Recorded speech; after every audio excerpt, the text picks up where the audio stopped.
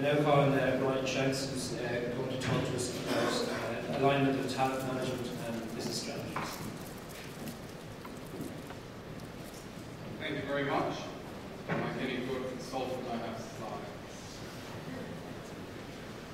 Not too many though. Thanks for having me, and it's a pleasure to be here this evening. I think some of you knew us. I didn't know a whole lot about it before I got the invitation, but I did a lot of Googling and looking and so forth, and I think it's a great example of many organizations coming together to deal with the skills gap. And I think you should, for all of you coming here today and the organization that you have here, I think it's a great thing you're doing, and I actually like to see it happen across a few other sectors as well, so I may be stealing some of your ideas and trying to push it across the place. The skills gap and bridging the skills gap is an issue that's quite important for us at Accenture. It's very important for a lot of our clients, and it's a topic that I'm personally quite passionate about. And despite that, I'll try to keep this at my 10-15 minute slot so that you can go back and get another glass of wine after this is over. What we did about 18 months ago or so was to start a program of research around the skills gap problem around Ireland, because again, we heard it coming up again and again from clients. From a lot of the technology multinationals, as the first folks, you probably all heard them as well in the media, saying there's not enough technology folks. There's skills gaps in a lot of our Irish success stories. Take Paddy Power or Kerry Group. Theirs was actually born out of their success, trying to go international and looking for more skills. And of course in financial services, we hear risk management, compliance, quantitative finance and analytics, which analytics, by the way, we've been competing with people across a number of industries for those folks. Those are all topics that we've heard. So one of the things that we did is we partnered with Amoric, and we interviewed 1,000 people in Ireland and 100 businesses, 250 employees or more, to explore this whole idea of the skills gap. And so what I wanted to do was share with you some of the findings and ideas from that. Some of you I see have picked up the longer version of the report. There's more information on that. I'm going to cover all of that in this period of time, but I want to share with you some of the key messages. So, one of the first questions was whether or not this skill gap is actually a bit of hype. 18 months ago, there was a lot in the media, in particular on technology skills, and this is actually real. So we asked those leaders in the 100 businesses in Ireland, what effect is this lack of skills actually having on your business? Tell us what it actually means. Over 70% of the respondents said it's impeding our ability to grow. We're not going to get bigger in Ireland if we can't find the talent and the skills. Nearly 60% told us, in fact, we're going to shrink if we do not find the talent and skills to support our business in Ireland. Which leads us to nearly a third of respondents saying that we are looking at recruiting overseas for folks to bring them into our Irish operations. And then a further 30% saying that we may have to resign ourselves to being a bit smaller than we actually were. These obviously are not the figures, and I leave the depressing stuff up front, and it's more exciting at the end of the statistics. But these are not the figures that we want, either as business leaders or from an Ireland Inc. perspective, trying to exit our IMF program and so forth. So it appears to be a quite serious issue for us across Ireland. So then our next question was around what are the skills that are actually missing? And there we, on one hand, didn't find anything particularly surprising. It is science, technology, engineering, mathematics. Came back in our STEM, came back in our survey as well. And in fact, 4 FOSS reports, IBEC, any number of people are showing that as well. We then, though, added, because when we talk to recruiting agencies and a lot of employers, actually the skills gap is not just about these technical skills, it's also about soft skills. They were saying, actually, if people come to me and they have huge depth in qualifications in engineering but can't communicate, I'm not going to hire them. So we tried to explore this soft skill area, and we asked employers, what are the top soft skills you're having difficulties at the moment recruiting? The top 3, number 1 was leadership. Number 2 was innovation entrepreneurship, and number 3 was around people management. So those percentages, that was 45% of respondents saying right now it's difficult to recruit people that have leadership skills. And then we asked as well, which skills are going to be more important in the coming 3 years? And the same 3 popped up out of our list. Again, leadership, people management, and innovation entrepreneurship. So to some extent we have a skill gap at the moment, and at the moment it's set to expand unless we do something about it. Then we also took the question, if you think about proficiencies, there's also this discussion of, are the skills, is it entry-level people, is it middle management, is it upper management, is it specialists? Who are these, where are we experiencing the skills gap the most? And what we found there, which I thought was interesting, is that it's relatively even across the layers of the organization. So we have 45% of employers saying, yeah, it's at entry level. There's actually slightly more saying it's middle management. It's people with 5 years of experience. It's people at director level, or in some of these specialist roles. That's the areas where we have vacancies that have been open for an unacceptably long amount of time that we can't fill. So I think that's another thing to consider in our skills gap that we're experiencing in Ireland as well. I think in some other geographies there's much more of a focus on the entry-level aspect. We actually have a middle management and an executive gap we're experiencing as well.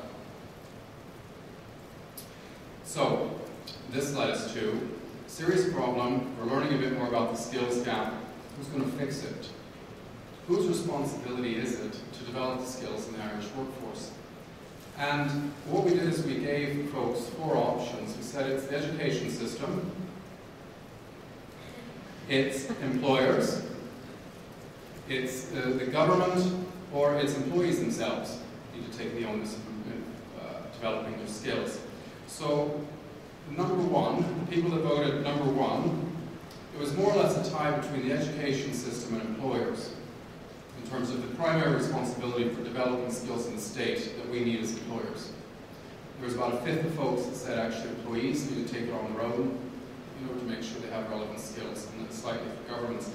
If I add in though who they voted as number 2, you see that employers start to pull out in front a little bit. And what this was telling us in our analysis, which at the time when we were doing this report we thought was interesting, is actually there's a lot of discussion of us as employers as consumers of skills and not a whole lot of discussion about us as developers of skills. Because actually we are one of the most important developers of fixing the skills gap in the state. And it's working in conjunction with the education system and the institutions that we're actually going to crack this. Because as we mentioned earlier, a lot of the job openings and a lot of the difficulties, even if we had the perfect education system, it wouldn't be filled. Because we have a lot of experienced hire opportunities as well that we're looking for. So that led us into discussions around how effective are we as skill developers, as employers. So we took that route down the research. When it comes, I'll show some indicative findings from the training and development area. As you guys know, developing skills goes beyond training courses, but if we take the training and development area, what employers were telling us, initially I thought was interesting, it was positive, that over 70% said we have a training budget. Nearly 80% of those people said the budget this year is more or equal to what we had last year. And to be honest, when I asked the question, I was assuming people were saying, no, we'd be cut year on year, particularly in recession and things like that. But no, actually it seems like the funding for training is relatively stable. Where it started to get more messy is when we started to ask employers, where are you spending that money? What types of courses and how many hours are people spending in your training and development programs? And it got much more muddled. I put one statistic up here about 20% of employers spend €400 or less a year on their entry-level folks, which isn't a lot in the first years. Then 45% couldn't tell us how much they spend on entry-level. And in fact, we found that actually entry-level folks are the ones that tend to receive the most training in organizations, and once you become middle management, the participation in hours seem to have dropped off a bit, as well as the investment. When we asked the 1,000 individuals across Ireland their experience of training and development, just over half of them claimed to work for an employer that had a training and development program. And 44% of them, of those 1,000 individuals, said that they had had a day or less of training in the past year. And in some ways, this could illustrate one thing. I think the employers were more optimistic, but there could be a disconnect between some of the employers and employees, perhaps in terms of even awareness of some of the programs and support that may be available to them. But it, needless to say, leaves a bit of room for improvement. I think what we've been experiencing as well, if I supplement with our client work and being out there. I know in a lot of organizations over the past few years, recruitment has been dialed down, if not shut off, in some places. We've had attrition dynamics where voluntary attrition, or people choosing to leave, has dropped for some employers because the perception of the job market being poor. But at the same time, we've had voluntary redundancy programs or early retirement schemes, which has essentially leached out a lot of talent, sometimes relatively uncontrolled, out of the organization, and promotions haven't been as prevalent as they have been in the past either. So there's a certain stagnation in the organization, right? It's kind of fixed. Not as many people coming in, not as people leaving voluntarily. And if you look at what a company that's really good at developing skills looks like, which we debated internally in our discussions, it was about creating this idea of talent flow. Because actually people learn skills partly in the classroom. The vast majority of it's actually on the job. It's the types of challenges and roles and projects you're giving them is how they're developing skills, the long-lasting skills and the expertise that we're looking for. So the idea of the talent flow as well is that if you think about it in the long term, if you know your key skills, let's say an expert in risk management that you're trying to build, or a few jobs and you want more people to know that, if you try to do, let's say, succession planning type of ideas, like you may do for leadership, think about it for skills, and start to work people towards building those and giving them jobs and supplementing with training, you can create that flow, move people up, and then hopefully a lot more of your vacancies, by the way, will appear towards the bottom of the organization rather than at the middle and the top.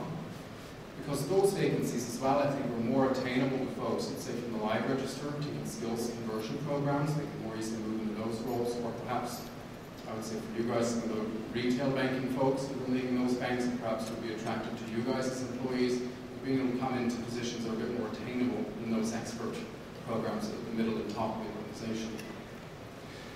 So, this is my last slide, and I'm going to go through 6 levers, things and ideas that you can take away. And again, I'm happy to discuss these with you further and in the information that's provided. There's a bit more detail in there. The first lever is around actually identifying and understanding the skill gap in your organization. There is, if I continue to pick on risk management, which I think is something to talk about here in this audience, what does it mean to be a beginner in risk management? What does it mean to have a few years of experience, and what does it mean to be an expert? And actually be clear with that, about what you're expecting, and then off of that, assign it to the jobs. So that it's clear for the employees and the middle managers what the expectations are, where the skills will go. And I say now and into the future, because I think another thing that we've discovered, and this is through some of our own discussions with a lot of our clients, is this notion of developable fit. Right now, the skills gap, a lot of times, I was talking to a technology, lead of a technology group recently, and she said, yeah, what I need right now is people to know Java version 6.2.3. I need 10 of them, and I can't find them. And then we had a discussion around what our actual high performers look like, and it's actually more about people that can pick up technology quickly. I said, well, you may be more successful in the marketplace finding people, or even using some of your own people that you know have the core skill of learning technology quickly and teach them Java, than to watch open job requisitions as you continually can't find people. There's an example as well around, you know, should you hire someone with great PowerPoint skills or with great communication skills? Because, to be honest, it's probably more easy to teach them PowerPoint than it is how to tailor messages to particular audiences. So it's to, when you're looking at your skills gap, to kind of refine it and to look in that way so that it also broadens the pool of people that you can pull on. Lever 2 is around knowing the talent you have in the organization. If the skills gap is so critical, as we're hearing in the survey, it makes sense to have an inventory of who has what skills in your organization, particularly of those skills that are critical. And I think more often than not, that's a little bit, and I know some of the, particularly in, let's say, the retail banking industry here, the minimum competency requirements and all the regulations forced a lot of this activity to happen now about gathering more data on competencies and so forth. But I think having a better grasp of that's important. And qualitatively, I'm hearing stories that come up across sectors and organizations. Let's say jobs that have been open for 8 months. And then someone says, well, why didn't you ask Mary? What do you mean, Mary? well, she did that for 8 years before we hired her 2 years ago. Oh, I didn't know Mary did that. And yeah, she's actually irritated because you never asked her whether or not she'd be interested in that position. I think you can underestimate the amount of talent you're actually sitting on if you're not aware of it. Dust off learning and development strategy. I think you do that annually anyway in your Summit for Newest work. But I think that is something that's going on as well. And whether or not that leadership development course that was designed before the Celtic Tiger is still the same one that's relevant today, and that all the right modules are in there. I think there's a lot of that going on at the moment. And basing it as well quite pragmatically on what your skills gap is and focus it. As part of that strategy, we'll get into discussions, what are we going to do to bridge those gaps in the strategy? And there I think we would encourage being a bit more innovative. You know, classroom training is definitely part of any type of plan to bridge a skills gap, as well as deployment, which I talked about earlier, or putting people on particular projects so they can use the skills they're learning in the courses.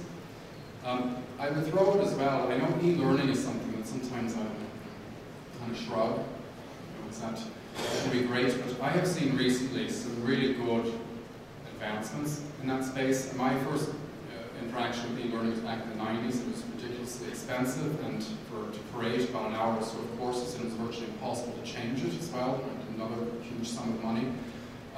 There was actually an Irish startup that I met a few weeks ago.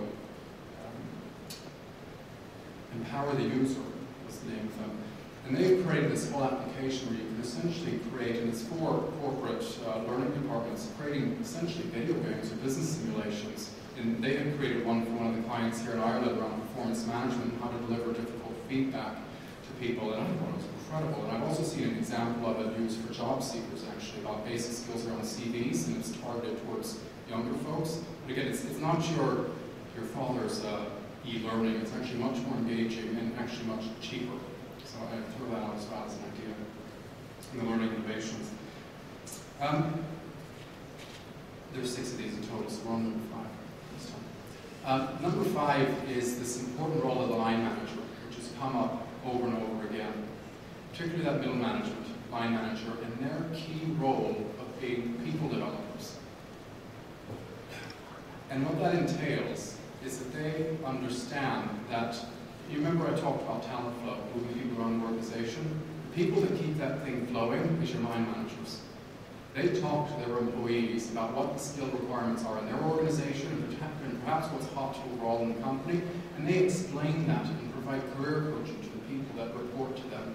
But if they don't know this information, if your line managers don't know that, and they don't have the information necessary to explain that, it's also about incentivizing them to see people management. I won't get into that, but there's another piece of getting the focus from middle managers in particular on this idea of developing skills in the workforce. The last one is, to be honest, an example from today. Our research and a lot of other research talks about if we want to crack this nut, and this is being discussed all across Europe and in the US, it requires cross-sector collaboration. So what you guys are doing now with your industry bodies and as multiple employers coming together for something new, I think is great. I think our interaction with the Department of Education and the whole system there as well is key, so that we can get the speed, I think we were talking about earlier, to move forward at pace. But we're going to answer this through a combination of the transformation and the great work that the education system is doing, plus what we do, I think, as employers. So, with that, I want to thank you very much. And again, there's more information in the pack that was back on the back table, and I'll be around in the final reception afterwards to have any further questions. Thank you very much.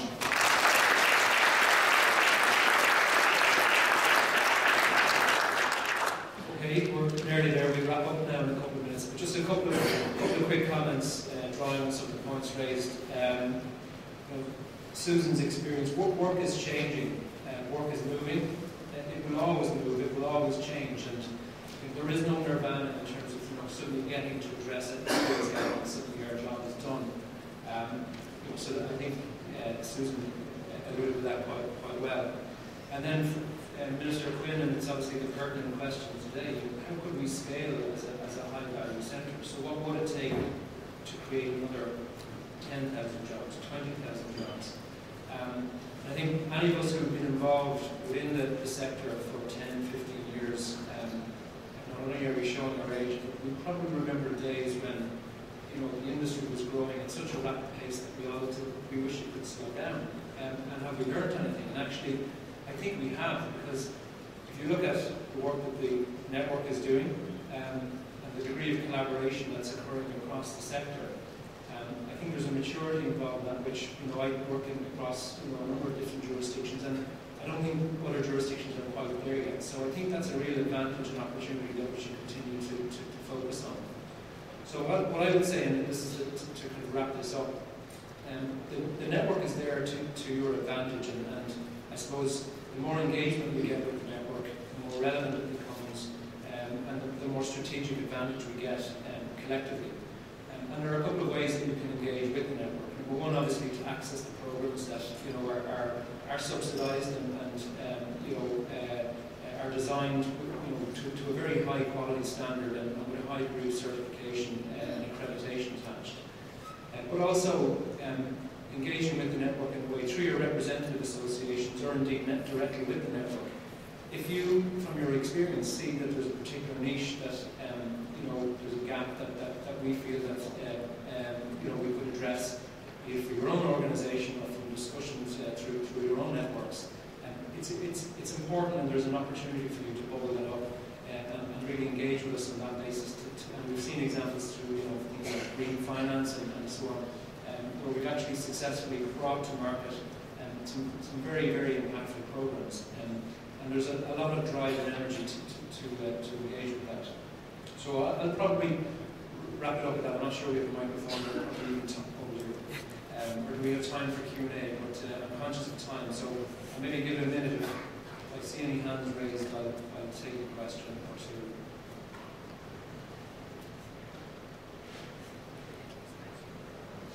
Okay, suits me. So just to leave this slide with you, these are ways you can get in contact and engage with the network. So we obviously have our email address, phone number. We also have a Twitter, which is very impressive. So take note, and Brian and Louise will be more than happy to engage with you and see how we might be able to support and help your efforts. So I'd like to thank you again for turning out this evening, and thank our guests for taking the time out to help launch our event for the year. Thank you.